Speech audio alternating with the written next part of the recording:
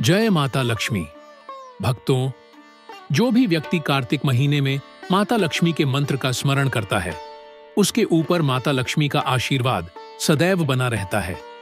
भक्तों, कार्तिक मास एक ऐसा पवित्र महीना है जब स्वयं मां लक्ष्मी पृथ्वी पर विचरण करती हैं और वो अपने भक्तों के घरों में सुख, शांति और समृद्धि के साथ निवास करती हैं।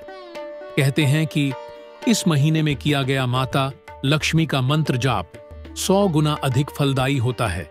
ये जाप न सिर्फ धन की वृद्धि करता है, बल्कि घर में शांति, प्रेम और सकारात्मक ऊर्जा भी भर देता है। तो आइए भक्तों, भक्ति भाव से अपने मन को एकाग्र करें, दीप जलाएं, मां लक्ष्मी का ध्यान करें और आरंभ करें कार्तिक मास का यह पावन लक्ष्मी मंत्र का जाप। लेकिन भक्तों, अगर आप सभी माता लक्ष्मी का आशीर्वाद आज ही प्राप्त करना चाहते हैं, तो माता लक्ष्मी जी के चरणों में अपने नाम की हाजिरी तुनरत लगावें। और जो भक्त चैनल पर नए हैं, वो हमारे चैनल सनातन ज्ञान को सब्सक्राइब करना ना भूलें। तो एक बार प्रेम से बोलिए, जय मां लक्ष्मी। ओम श्रीं ह्रीं क्लीं श्री महालक्ष्म्यै नमः। ओम ह्रीं श्रीं क्लीं श्री महालक्ष्म्यै नमः। ओम श्रीं ह्रीं क्लीं श्री महालक्ष्म्यै नमः। ओम ह्रीं श्रीं क्लीं श्री महालक्ष्म्यै नमः। ओम श्रीं ह्रीं क्लीं श्री महालक्ष्म्यै नमः। ओम ह्रीं श्रीं क्लीं श्री महालक्ष्म्यै नमः।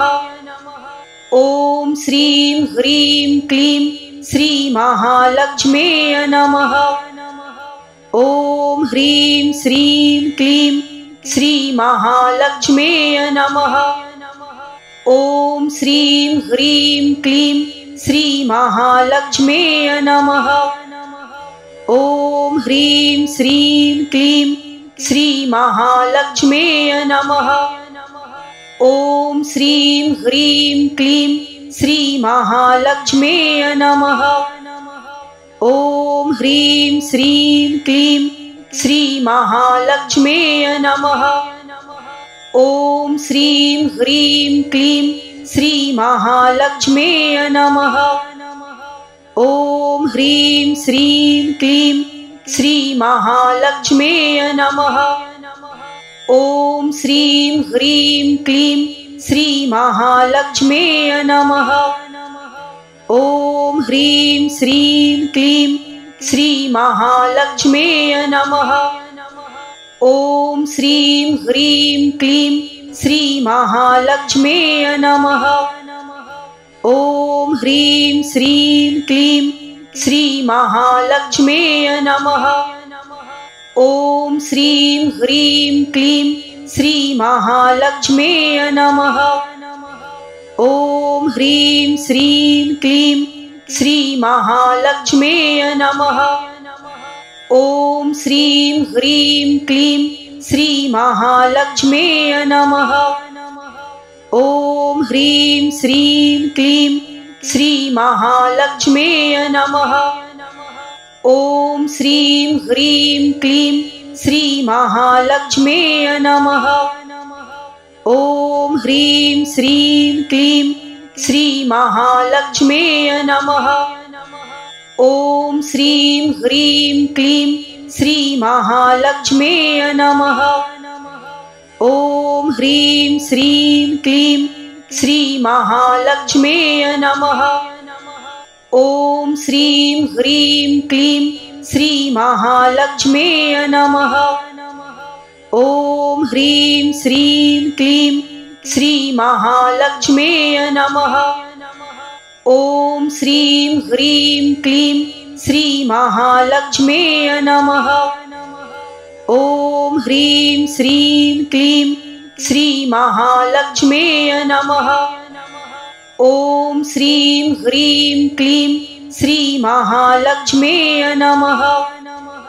ओम ह्रीं श्रीं क्लीं श्रीमहालक्ष्म्यै नमः।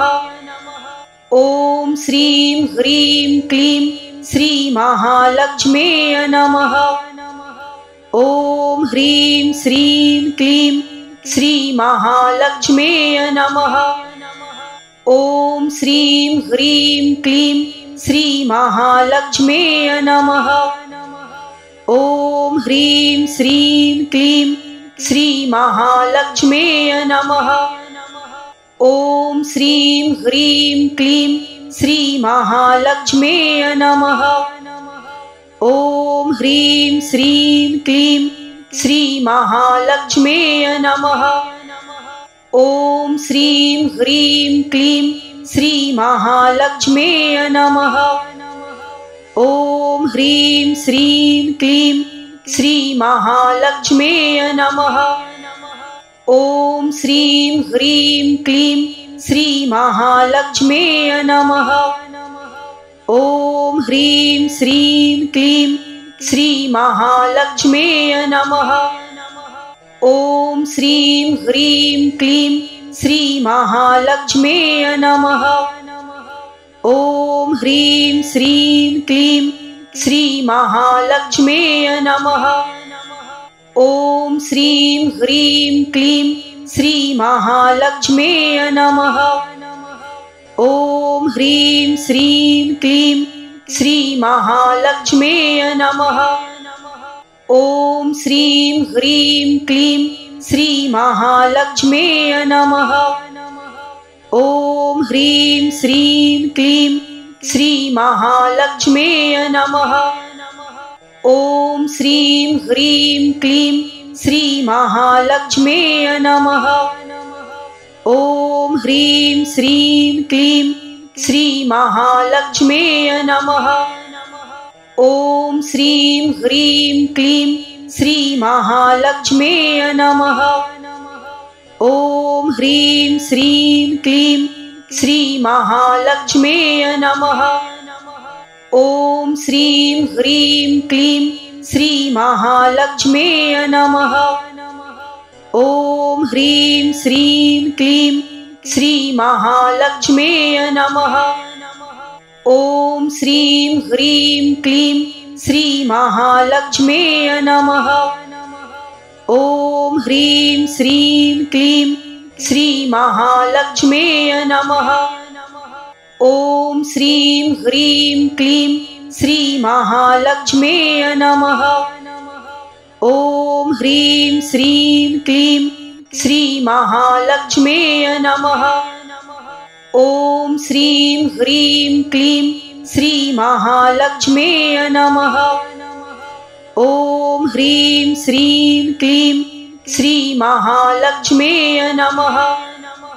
ॐ श्रीं ह्रीं क्लीं श्रीमहालक्ष्म्यै नमः। ॐ ह्रीं श्रीं क्लीं श्रीमहालक्ष्म्यै नमः। ॐ श्रीं ह्रीं क्लीं श्रीमहालक्ष्म्यै नमः। ॐ ह्रीं श्रीं क्लीं श्रीमहालक्ष्म्यै नमः। ॐ श्रीं ह्रीं क्लीं श्रीमहालक्ष्म्यै नमः। ॐ ह्रीं श्रीं क्लीं श्रीमहालक्ष्म्यै नमः। ॐ श्रीं ह्रीं क्लीं श्रीमहालक्ष्म्यै नमः। ॐ ह्रीं श्रीं क्लीं श्रीमहालक्ष्म्यै नमः। ॐ श्रीं ह्रीं क्लीं श्रीमहालक्ष्म्यै नमः। ॐ ह्रीं श्रीं क्लीं श्रीमहालक्ष्म्यै नमः। ॐ श्रीं ह्रीं क्लीं श्रीमहालक्ष्म्यै नमः। ॐ ह्रीं श्रीं क्लीं श्रीमहालक्ष्म्यै नमः। ॐ श्रीं ह्रीं क्लीं श्रीमहालक्ष्म्यै नमः।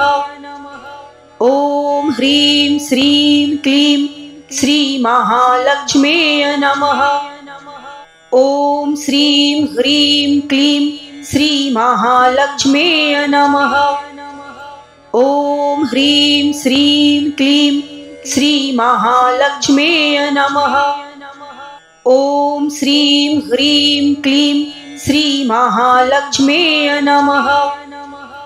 ॐ ह्रीं श्रीं क्लीं श्रीमहालक्ष्म्यै नमः। ॐ श्रीं ह्रीं क्लीं श्रीमहालक्ष्म्यै नमः। ॐ ह्रीं श्रीं क्लीं श्रीमहालक्ष्म्यै नमः। ॐ श्रीं ह्रीं क्लीं श्रीमहालक्ष्म्यै नमः। ॐ ह्रीं श्रीं क्लीं श्रीमहालक्ष्म्यै नमः। ॐ श्रीं ह्रीं क्लीं श्रीमहालक्ष्म्यै नमः। ॐ ह्रीं श्रीं क्लीं श्रीमहालक्ष्म्यै नमः। ॐ श्रीं ह्रीं क्लीं श्रीमहालक्ष्म्यै नमः। ॐ ह्रीं श्रीं क्लीं श्रीमहालक्ष्म्यै नमः। ॐ श्रीं ह्रीं क्लीं श्रीमहालक्ष्म्यै नमः। ॐ ह्रीं श्रीं क्लीं श्रीमहालक्ष्म्यै नमः। ॐ श्रीं ह्रीं क्लीं श्रीमहालक्ष्म्यै नमः।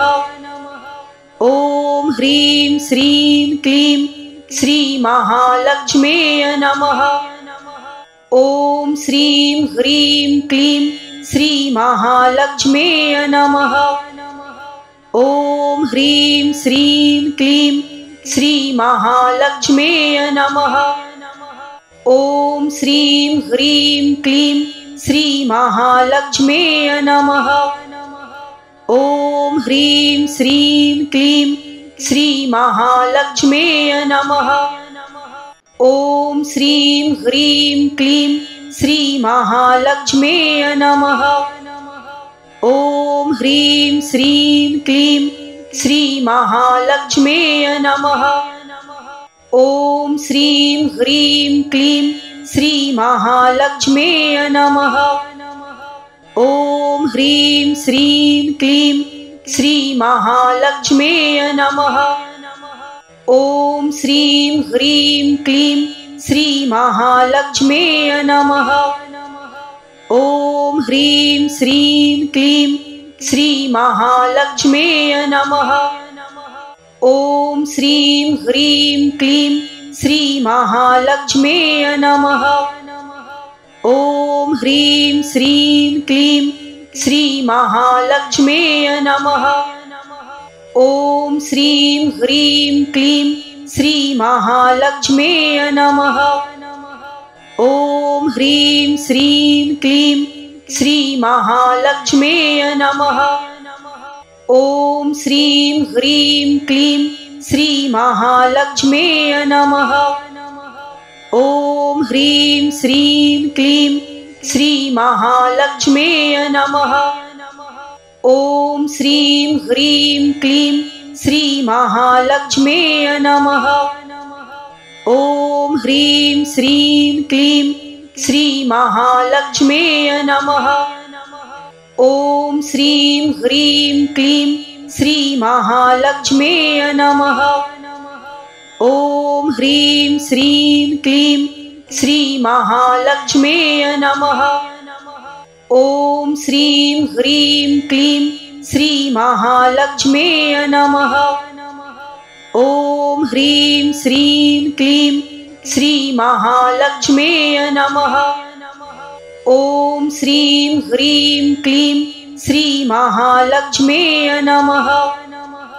ॐ ह्रीं श्रीं क्लीं श्रीमहालक्ष्म्यै नमः।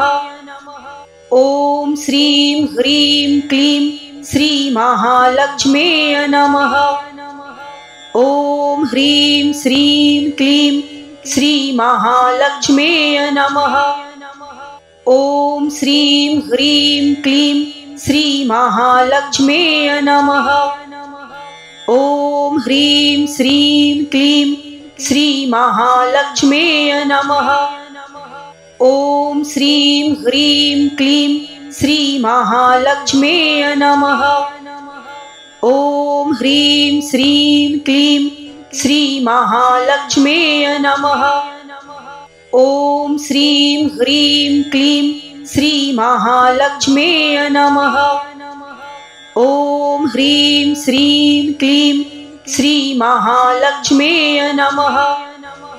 ॐ श्रीं ह्रीं क्लीं श्रीमहालक्ष्म्यै नमः। ॐ ह्रीं श्रीं क्लीं श्रीमहालक्ष्म्यै नमः। ॐ श्रीं ह्रीं क्लीं श्रीमहालक्ष्म्यै नमः। ॐ ह्रीं श्रीं क्लीं श्रीमहालक्ष्म्यै नमः। ॐ श्रीं ह्रीं क्लीं श्रीमहालक्ष्म्यै नमः। ॐ ह्रीं श्रीं क्लीं श्रीमहालक्ष्म्यै नमः। ॐ श्रीं ह्रीं क्लीं श्रीमहालक्ष्म्यै नमः। ॐ ह्रीं श्रीं क्लीं श्रीमहालक्ष्म्यै नमः। ॐ श्रीं ह्रीं क्लीं श्रीमहालक्ष्म्यै नमः। ॐ ह्रीं श्रीं क्लीं श्रीमहालक्ष्म्यै नमः। ॐ श्रीं ह्रीं क्लीं श्रीमहालक्ष्म्यै नमः। ॐ ह्रीं श्रीं क्लीं श्रीमहालक्ष्म्यै नमः। ॐ श्रीं ह्रीं क्लीं श्रीमहालक्ष्म्यै नमः। ॐ ह्रीं श्रीं क्लीं श्रीमहालक्ष्म्यै नमः।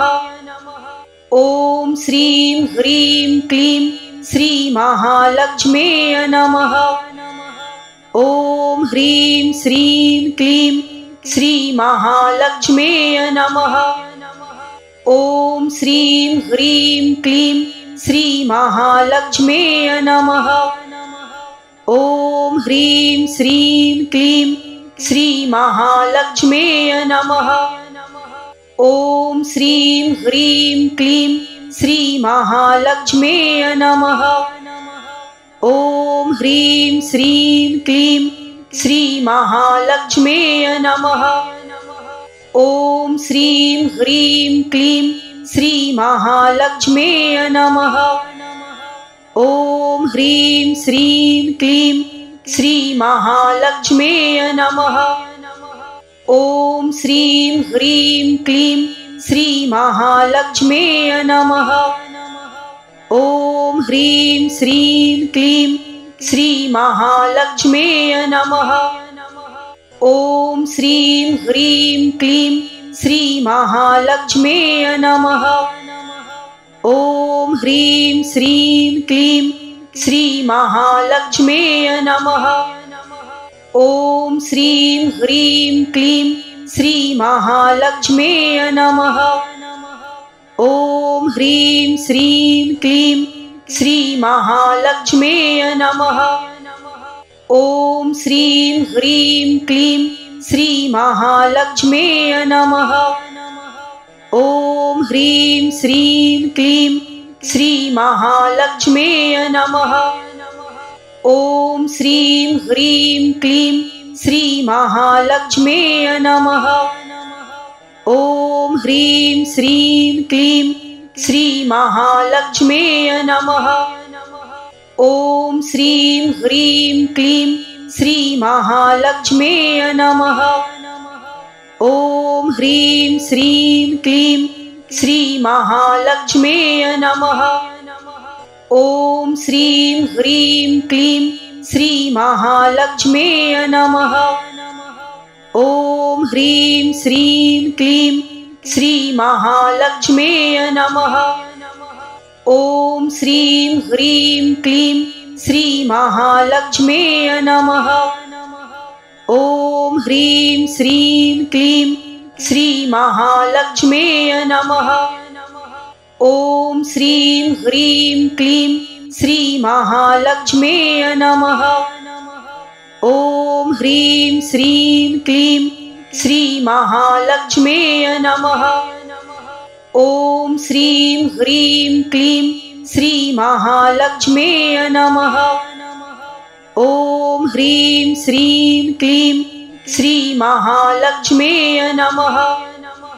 ॐ श्रीं ह्रीं क्लीं श्रीमहालक्ष्म्यै नमः। ॐ ह्रीं श्रीं क्लीं श्रीमहालक्ष्म्यै नमः। ॐ श्रीं ह्रीं क्लीं श्रीमहालक्ष्म्यै नमः। ॐ ह्रीं श्रीं क्लीं श्रीमहालक्ष्म्यै नमः। ॐ श्रीं ह्रीं क्लीं श्रीमहालक्ष्म्यै नमः। ॐ ह्रीं श्रीं क्लीं श्रीमहालक्ष्म्यै नमः। ॐ श्रीं ह्रीं क्लीं श्रीमहालक्ष्म्यै नमः। ॐ ह्रीं श्रीं क्लीं श्रीमहालक्ष्म्यै नमः। ॐ श्रीं ह्रीं क्लीं श्रीमहालक्ष्म्यै नमः। ॐ ह्रीं श्रीं क्लीं श्रीमहालक्ष्म्यै नमः। ॐ श्रीं ह्रीं क्लीं श्रीमहालक्ष्म्यै नमः। ॐ ह्रीं श्रीं क्लीं श्रीमहालक्ष्म्यै नमः। ॐ श्रीं ह्रीं क्लीं श्रीमहालक्ष्म्यै नमः। ॐ ह्रीं श्रीं क्लीं श्रीमहालक्ष्म्यै नमः। ॐ श्रीं ह्रीं क्लीं श्रीमहालक्ष्म्यै नमः। ॐ ह्रीं श्रीं क्लीं श्रीमहालक्ष्म्यै नमः। ॐ श्रीं ह्रीं क्लीं श्रीमहालक्ष्म्यै नमः। ॐ ह्रीं श्रीं क्लीं श्रीमहालक्ष्म्यै नमः। ॐ श्रीं ह्रीं क्लीं श्रीमहालक्ष्म्यै नमः। ॐ ह्रीं श्रीं क्लीं श्रीमहालक्ष्म्यै नमः। ॐ श्रीं ह्रीं क्लीं श्रीमहालक्ष्म्यै नमः। ॐ ह्रीं श्रीं क्लीं श्रीमहालक्ष्म्यै नमः। ॐ श्रीं ह्रीं क्लीं श्रीमहालक्ष्म्यै नमः। ॐ ह्रीं श्रीं क्लीं श्रीमहालक्ष्म्यै नमः। ॐ श्रीं ह्रीं क्लीं श्रीमहालक्ष्म्यै नमः। ॐ ह्रीं श्रीं क्लीं श्रीमहालक्ष्म्यै नमः। ॐ श्रीं ह्रीं क्लीं श्रीमहालक्ष्म्यै नमः। ॐ ह्रीं श्रीं क्लीं श्रीमहालक्ष्म्यै नमः।